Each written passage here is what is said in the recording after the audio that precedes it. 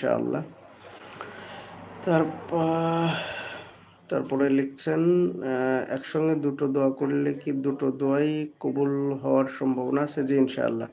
একসঙ্গে দুটো দোয়া করলে দুটো কেন, আপনি যত পারেন তত দোয়া করেন।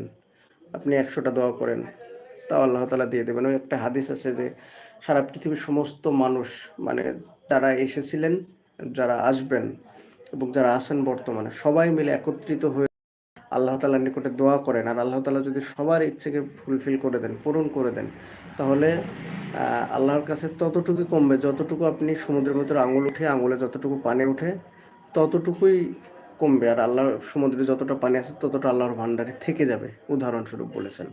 তাহলে আপনার চাইতে সমস্যা হচ্ছে তাই চান। বলা হয়েছে যে জুতার ফিতা ছিঁড়ে গেলেও সেটা আল্লাহর কাছে চাইতে হবে, লবণ ফুরিয়ে গেল আল্লাহর কাছে চাইতে হবে, সব কিছু আল্লাহর কাছে চাইতে হবে, সেটা 100টা হোক 200টা হোক, যা যত